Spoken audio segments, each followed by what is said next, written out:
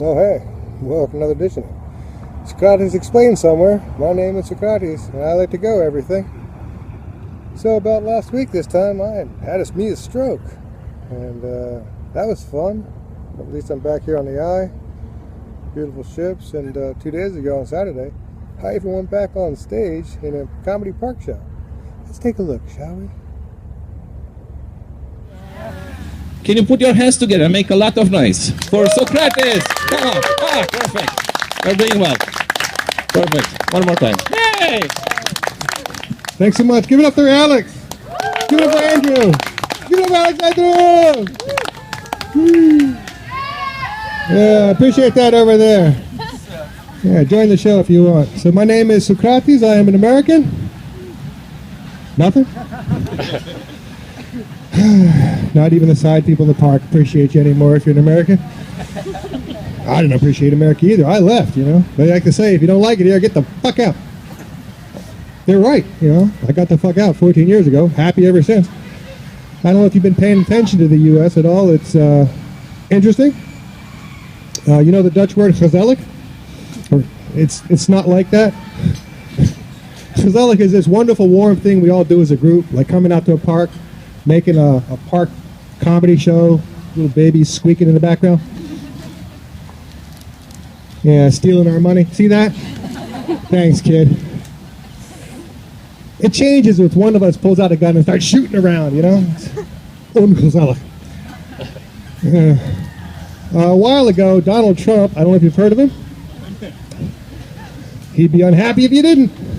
He took a test and he really bragged about this thing. Have you heard this test of his? The person, man, woman, TV camera thing. You know about this? He's bragging about having taken this test, showed how smart he was, because he could identify the tiger, the rhinoceros, and the camel. And they give you these 5 words. You're supposed to remember the 5 words and recite them back. And his were, like I said, person, man, woman, TV, and camera. Which I think first off the bat is a cheat, because person, well, that's a man and a woman, and camera, well, that's TV, right? So the thing about this test is, I took it last week. Now, I'm not running for president, okay? I had a stroke. Yeah. And after a traumatic brain injury or a stroke type thing, they give you this test to see if you've got anything left. This is the test that the President of the United States, who was at the time the President of the United States, was bragging he did so well on. No one has seen anybody do as well as me. I don't know. See, now I got velvet face, church, lily, and red. These are 5 harder words. Can we agree on that at least? And I didn't have some American doctor telling to me. I had a Dutch woman. Yeah, so she said velvet face, lily, and red. I said, what? She said velvet face, well, it's wait, what's that last? Church. She said church. I said, you mean church? Great. Now I'd recently had a stroke. I admit it wasn't my best day, but I'm trying to keep this word into the slot that says church. It's in a very different word hole, you know. Church. It's a place to get raped. Well, financially or literally, it depends on how good looking you are or poor. And I don't know what the hell that was, you know, so I'm trying to remember it and do my little thing. And it worked out all right within reason. They let me out. Sent me home again, so that was good in the own way. But the one thing about this test is they actually do the thing for a minute. They give you like a letter and give me all the words you can think of, which is a lot harder than it seems, especially after a stroke. And mine was D, so I came up with depressed, despondent, destroyed, dead, doomed, you know. Positive words, Romanian terms if there ever was one. I would pay money to find out the list of words that Trump could come up with in a minute for any letter of the alphabet whatsoever. I think that would be one hell of a list to find out. So yeah, they say that what doesn't kill you, well, it might be funny if you're a comedian. Unfortunately, there's not that much laughter about strokes, you know. It was fun, I suppose. So basically what happened is I woke up sick on Sunday, didn't feel good, thought I was going to throw up, didn't eat any food. And Monday, felt a little bit better, having still not eaten, started eating a little bit, had a banana or two, Felt a little better, and I thought, you know what? It's a sunny day. It's a nice day. I'll go sit outside. Maybe have a little stroke. Now, don't judge me. I mean, you know, someone's got to do it. And at the time, I was thinking of a completely different version. And so then I got a little sleepy, took a nap for an hour, woke up, had a stroke. It wasn't the same in any way, shape, or form. I much preferred the first one than the second one in any way possible. You know, but let's face it, a day with a stroke and an orgasm, still better than a day with just a stroke. Anthony knows what I'm talking about. Look, you've got to set your goals low in life sometimes, okay? I mean, what's the difference between being lucky and unlucky? I don't know. I'm asking. I mean, is it lucky I had a stroke? In some ways, it's kind of hard to say it was lucky I had a stroke, you know? I don't feel lucky for having a stroke. No prizes come my way. The stroke fairy never showed up. I thought there was a stroke fairy, or at least a stroopwafel. Anyway. But on some level, of course, having had a stroke and now I'm still in a park, I think you can understand me. Maybe not. Even so, I understand me and I'm still walking, so on some levels I do feel really, really lucky, you know? I'm here in Amsterdam, the best place for global warming. Food isn't great, but the stores are good, you know? Get good meat if you cook yourself. Just don't ask a Dutch person to cook, it's my point. Yeah. So it's like the whole people ask, you know, were you scared or not? It's like, well, I wasn't really scared because nothing really happened. Again, it wasn't like classic strokey thing like they tell you. Like, oh, I had my aunt had a stroke and she had, you know, full blown. It's like him. I'm allowed to say that now. And but I didn't have any numbness or anything. I checked the smile.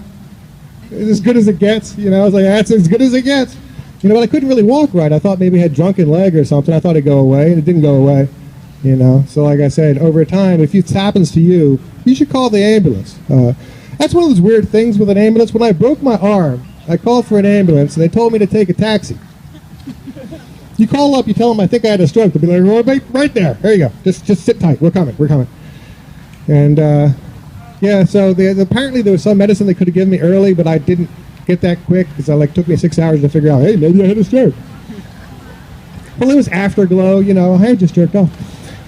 And they said when I got there that there was some other medicine they could have given me, but they didn't really want to give it now because it was late. And, you know, the side effects, what the hell is this medicine that might have helped? But the side effects sounded really, really bad. They were like, no, if it doesn't help, you don't want this shit. Fair enough. I mean, that's your trip, I guess. So like I say, people ask about like religion, you know, like God. Because I thought to myself, well, thank God God's had this great plan, you know. You've heard about God's plan, right? Because God knows everything. God made everything. God has a plan for everything. His plan is to stomp me out like a stale cigarette. It's a shitty-ass plan. I mean, what's in this for me, you know? Turns out the doctors had another plan. They were like, they can make some money off this motherfucker. We can pump him full of drugs and keep him going. Insurance, they pay for all that stuff. So fortunately that worked out. But the doctors have been keeping me going alive since I was about 6. You know, God's been trying to kill me. Keep missing, motherfucker. After a while, you know, you get annoyed, you know. It's like, what the fuck, man? You fail at everything around us, Lord. You can't even kill me. I don't know. What am I supposed to be scared of? You know what I mean? Crappy ass plan. So like I said, like a year ago, I broke this arm here, and that was the first time I learned a word. I didn't even learn a word for stroke because the Dutch word for stroke is stroke. I mean, I guess I learned the Dutch word for church, which I knew was kerk, but not, you know, American church is a church. Never ever forget that one. But I learned the Dutch word aangereden, and I thought that started it off because it means to be slammed into. In my case, it was aangereden door een scooterklootzak. And that was a year ago, more than a year ago. How long has it been? 2 lifetimes ago, after COVID, and I got this cool little boss tattoo. It's just line work now. It was all sorts of shaded when I first got the damn thing too. Let's see, you just got a tattoo later. You know, I actually went out with a girl. She had tattoos, not the same as yours though, because she had a portrait tattoos. She had her mom on the one chest and her dad on the other one. And at first it was real uncomfortable. You know what I mean? How am I supposed to react to this thing? You know, making love and looking down at her parents. Staring right at me too, you know. And they were good too, you know. After a while, you kind of get used to it though. You kind of like it, you know. Then I met her parents, having lunch, sitting across me at the table. Mom's on the one side, dad's on the other. She walked right in between them. Socially awkward, that's all I'm saying, you know. Pulled out my gun and it was a bad situation. So anyway, I've been doing a tour of the hospitals around this country. The houses of paracetamol. I got to go to a couple more. Got to go to the AMC down in south in Amsterdam, which is a nice one, and then the Flavo Sicken House in Almere. Nobody? What's with you people? There's so many cool people. You go to cafes and bars, I suppose. Come on, it's a hospital. That's where the happenings are. Yeah. So I got there the first time after the first incident was, like I say, more than a year ago, when they looked at me and they, instead of doing something, they used conservative treatment. Do you know what this is? It's nothing. Absolutely nothing. I had my shoulder broken, the bone jammed into the top of the shoulder. They gave me a blue strap with Velcro. Told me it comes good. Send me home. Actually, she did offer me a shot of morphine when I first got there. Took a look at the x-ray and said, would you like a shot of morphine? I said, the paracetamol's not going to cut it. She said, no.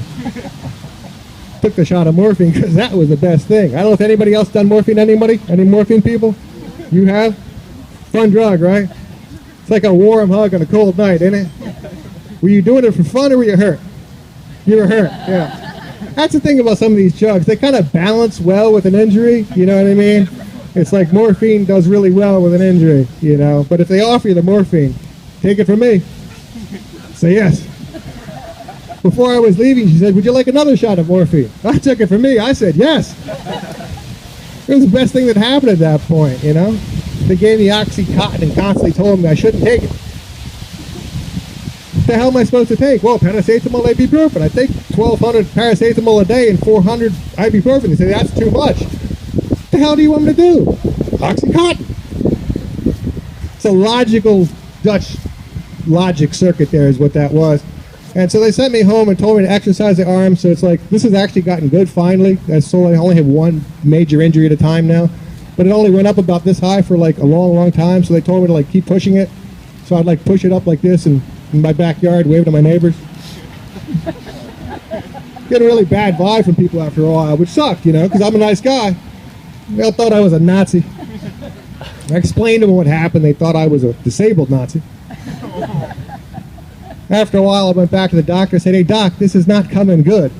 You know, and in fact, the first step in coming good is getting it up, and I wasn't getting a second date with that. In fact, the only value in the word coming good, because I hear this all the time, even my Socrates told me, he said, he looked at this, he said, it comes good. At least I trusted him because he knows bones, you know. The value when it comes good, I think, is in a Yelp review for a sperm donor. Anyway, so he looks at my arm and he figures it's the best he could do. It's been 8 months. He told me halas and pindakaas, which is not useful medically in any way, shape, or form. And basically, you know, it means, oh, well, peanut butter if you don't know. Unfortunately, like, you know, the Dutch love a good rhyme. That's like one of their favorite sayings, are good rhyming sayings. The other one, and my favorite one, is noken into koken, which, you know, is this Dutch saying for some unknown reason. And I have no idea how to use it in context. Does anybody know how to use it in context? No, nobody knows how to use it in context. There is no context for noken into koken. It means fucking in the kitchen. I mean, I would think on a Tinder, you know, profile at the very least, you know, they find noken into koken loke, something, you know. But I think the only value in it is that if you combine noken into koken with halas and pindakaas, you end up with satay sauce. I don't like satay sauce. Noken into koken's not so bad. So anyway, basically, if you're alive today, you're lucky. If you're in Amsterdam today, you're lucky. If you're not President Trump, whoo, lucky as a motherfucker. And if you can spot a rhino and know it's a rhino, hey, you're doing okay. So my name was Socrates. See you around still, and give it back up for Alex. And woo, thank you. Give up for Socrates, guys. You heard his story. Now you realize why we was the first one on the lineup. So Well, it was great fun to be back on stage with the audience, chatting about stuff, saying stupid ass things, and it's even more fun to be able to ride a bike, come to the water, and still be able to walk and talk. Because it's no fun to have a stroke. But if you can't walk on one side of your body, call 112-911-777, pick a number, call it. Get some blood thinner. Good looking tanker though. Yeah.